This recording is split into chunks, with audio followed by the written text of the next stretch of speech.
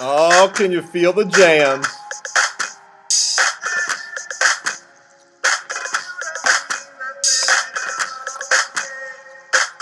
I'm feeling it.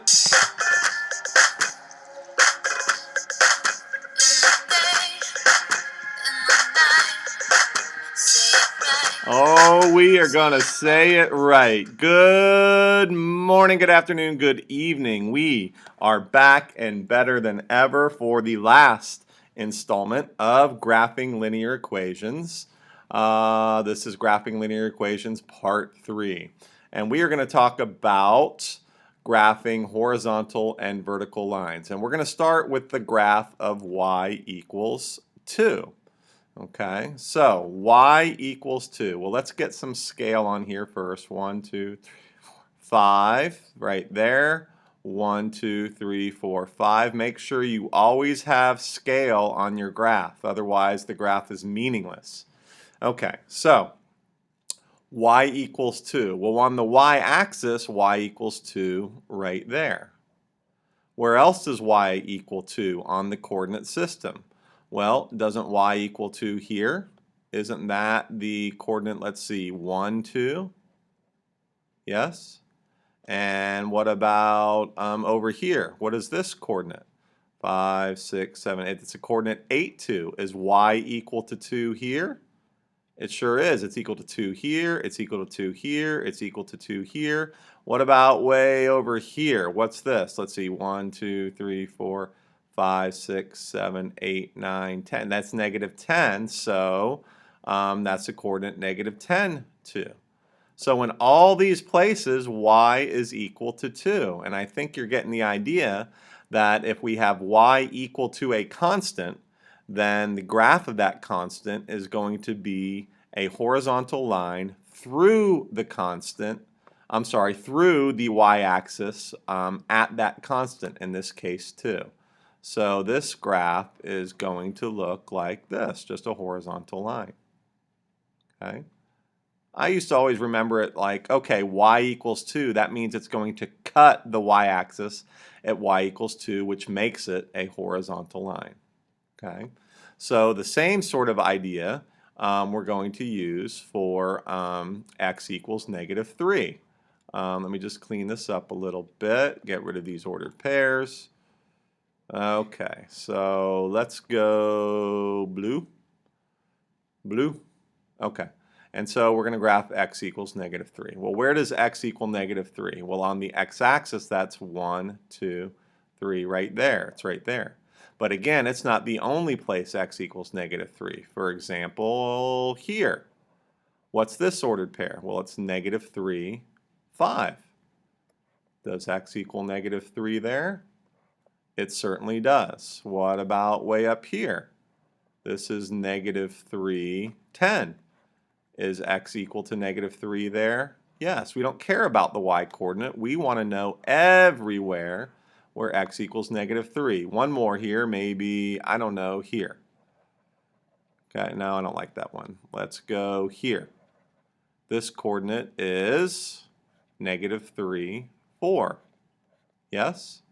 So everywhere along this line, x is equal to negative 3. So we are going to graph it like it's 1999. We'll do it in blue to be consistent, and it's going to look a little bit or a lot like that. Okay, and that's a vertical line. And again, the way I used to remember it, and sometimes still do, is that, okay, x equals negative 3, it's going to cut the x-axis at negative 3 right there, which means it has to be vertical. Okay, hopefully that helped you out. Two more examples. The distance in miles d a car travels in t hours, traveling at a constant rate of 50 miles per hour, can be determined by the equation d equals 40t. So right away, I'm going to change my axes from x and y to d and t. Coolie mama. Okay. Graph d equals 40t for t less than or equal to 6. And this is hours. So let's see. 1, 2, 3, 4, 5. So this is 5. So we're only going to do the graph to right here, which is 6. Okay. So we have a different scale though. When x equals 1, y equals 40. And if each of these is equal to 1, well then I'm in trouble. Okay, so I have to be careful. My greatest value is going to be when t is equal to 6, and 6 times 40 is 240. So I know I have 11 of these, so maybe if they're each equal to maybe 20, 40, 60, 80, 100, 20, 40, 60, 80, 200, 220. That's not enough. So maybe I'll make them each equal to 40. And you don't have to label each one, but 40, 80, 120, 160. So maybe this is 200 here. 240, 280, 320, 360. Here's 400. Okay. I just picked 40 because it's a nice round number. Okay. Graph D equals 40t for t less than or equal to 6. Well, this is going to have, this is of the form y equals mx plus b. Okay. So D equals 40t, right? So, and my b is plus 0. So right away I know I have a y-intercept of 0. Okay. And then I have a slope of 40, so that's up, each one of these is worth 40, so that's up 40 over 1. Remember, each of these tick marks is worth 1. So I have another point right there. Okay? So now I'm ready to rock and roll. Now I'm not going to go less than 0 because we're not going to talk about time before 0 hours. So I'm going to go to my line graph here. I'm going to make this array. And I'm going to start here, so, and go through that line, but I want to make sure for 6, remember it was 240, so I'm going to end it about there. Okay? So you want to be very careful when you're doing these. You need to use a ruler on these because you need to be very accurate, because now we have to use the graph to estimate the distance the car travels in 4 hours. Okay, and I know we could replace t with 4 and find out exactly, but they want you to have practice using the graph. Okay, so I am going to use a dotted line here, just a dashed one. Let's see, we'll do a line and let's go pink. And let's see, at 4 hours, 1, 2, 3, 4, so that is going to go here, that's right there. So to see how far they traveled, I can go over to the y-axis, or in this case, the d-axis. That kind of fell apart there.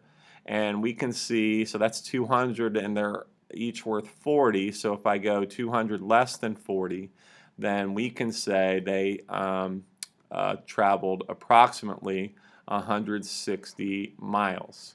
Okay. Well, we know it's exact because 40 times 4 is 160, but if we're using the graph, then it is an estimate. Okay, unless we're the best graph drawers in the world. Last question. Javier Mungro owns a business that sells mountain bicycles. He believes the profit or loss from the bicycles sold can be estimated by the formula P equals 60S minus 90,000, where S is the number of bicycles sold. Graph P equals 60S minus 90,000 for S less than or equal to 5,000 bicycles. So again, I'm going to change my axis. This is where the Y usually goes, the P. So this is going to be the P, and this is going to be the S. And again, I have to worry about my scale here. 5,000, okay, bicycles. I'm going to expand this a little bit. I'm going to have this be 1,000.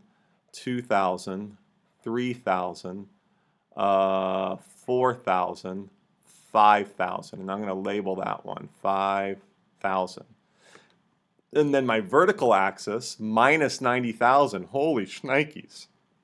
Well, I'm going to make each one of these tick marks worth 10,000. So let's see, 1, 2, 3, 4, 5. So right here is negative 50,000. And that makes this one negative 100,000. I'm going to do the same up top, I think. So 1, 2, 3, 4, 5 for 50,000. 1, 2, 3, 4, 5 for 100,000. So 100,000 here. Again, make sure you label your graphs like this or they are meaningless. And I'm going to use slope intercept. No, I'm not. That's not so good. I think I'm going to, I know that the y-intercept is negative 90,000, so I'm going to use this point right here. And let's see, what else can I use? Well, I can find the s-intercept if I want on this graph. And how do I find the s-intercept? I let p equal 0 because the y-coordinate here, or the p-coordinate on the s-axis, is going to be 0. So that would be 60s minus 90,000. Okay, I'm going to move down here. I add 90,000 to both sides, equals 60s. And so I divide by 60. Okay, zeros, 9,000 over 6. I'm not exactly sure. I think that's 1,500, isn't it? 1,500 times 6, 0, 0, 0, 3, 9,000. Perfect, okay? So 1,500. When s is 0, it's 1,500. This is 1,000. This is 1,500. Okay, so I'm ready to graph. And again, we don't care.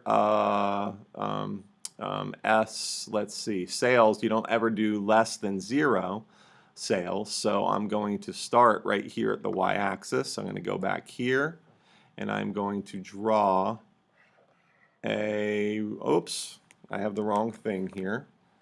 So I'm going to make this array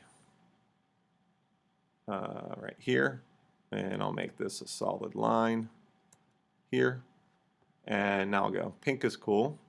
So we'll start here, and we'll go to here. Okay, and it says, let's see, it says, from the graph, estimate the number of bicycles that must be sold for the business to break even.